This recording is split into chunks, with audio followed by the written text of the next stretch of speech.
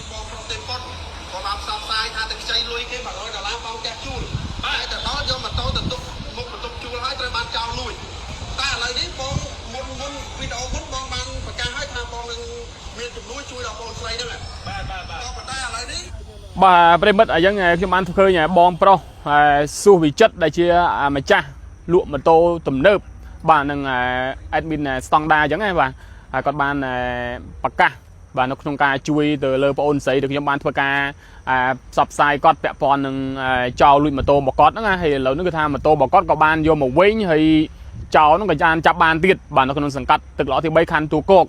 បាទឥឡូវក្រោយពីខ្ញុំបានធ្វើការផ្សព្វផ្សាយទៅដំបូងឡើយគាត់ថាគាត់ជួយម៉ូតូទៅបងអូនស្រីមួយគ្រឿងបាទប៉ុន្តែឥឡូវថាដោយសារតែម៉ូតូហ្នឹងបានទៅវិញអញ្ចឹងគាត់ឲ្យយកម៉ូតូអាសង់0ជាស្រ័យម៉ូតូBit 019ហ្នឹងទៅដូរយកម៉ូតូ Bit 026នៅហាងលក់ម៉ូតូបងសុវិចិត្របាទអញ្ចឹងស្អែកនេះខ្ញុំនឹងធ្វើការនាំបងអូនស្រីដើម្បីទៅដូរយកម៉ូតូថ្មីBit 026ពីបងសុវិចិត្រទាំងអស់គ្នាបាទហើយអរគុណបងប្អូនទាំងអស់គ្នាបាទដែលបានជួយចែករំលែកព័ត៌មានខាងលើហ្នឹងដែលឲ្យមានការផ្ទុះនឹងshareចែករំលែកយ៉ាងព្រមព្រៀងហើយឥឡូវនេះគឺកម្លាំងសមត្ថកិច្ចក៏បានរកឃើញម៉ូតូបកតវិញហើយជនសង្ស័យហ្នឹងក៏កម្លាំងសមត្ថកិច្ចចាប់ខត់ខ្លួនបានដែរបាទអញ្ចឹងគឺនៅព្រឹកនេះម៉ោងប្រហែលជា8ខ្ញុំនឹងនាំបងអូនស្រីទៅទទួលម៉ូតូថ្មីបាទទៅដូរយកម៉ូតូថ្មីគឺ Bit 026បាទ